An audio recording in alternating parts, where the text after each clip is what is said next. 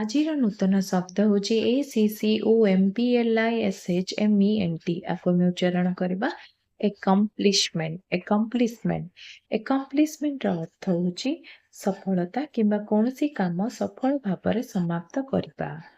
ଓଡ଼ିଆରେ ଅର୍ଥ ହେଉଛି ସଫଳତା, କୃତକର୍ମ, କାର୍ଯ୍ୟ ସମାପ୍ତି କିମ୍ବା କାର୍ଯ୍ୟ ସମ୍ପାଦନ।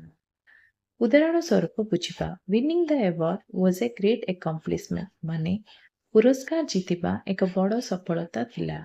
ୱିନିଂର ଅର୍ଥ ହେଉଛି ଜିତିବା, ଆୱାର୍ଡର ଅର୍ଥ ହେଉଛି ପୁରସ୍କାର, ଏ ଗ୍ରେଟ୍ର ଅର୍ଥ ହେଉଛି ଏକ ବଡ଼, ଏକମ୍ପ୍ଲିଶମେଣ୍ଟର ଅର୍ଥ ହେଉଛି ସଫଳତା। ଦ୍ୱିତୀୟ ଉଦାହରଣ, ହିଜ୍ ଏକମ୍ପ୍ଲିଶମେଣ୍ଟସ୍ ଇନ୍ସ୍ପାୟାର୍ଡ ଅସ୍, ମାନେ ତାଙ୍କର ସଫଳତା ଆମକୁ ପ୍ରେରଣା ଦେଇଥିଲା। ହିଜ୍ର ଅର୍ଥ ହେଉଛି ତାଙ୍କର, ଏକମ୍ପ୍ଲିଶମେଣ୍ଟର ଅର୍ଥ ହେଉଛି ସଫଳତା, ଇନ୍ସ୍ପାୟାର୍ଡର ଅର୍ଥ ହେଉଛି ପ୍ରେରଣା ଦେଇଥିଲା, ଅଜ୍ର ଅର୍ଥ ହେଉଛି ଆମକୁ। ଏମିତି ଭିଡ଼ିଓ ଦେଖିବା ପାଇଁ ଚ୍ୟାନେଲ ସହିତ ଯୋଡ଼ି ରୁହନ୍ତୁ। ଚ୍ୟାନେଲକୁ ଲାଇକ୍, ସେୟାର, ସବସ୍କ୍ରାଇବ୍ କରିବେ। ରହିଲି, ନମସ୍କାର, ଜୟ ଜଗନ୍ନାଥ।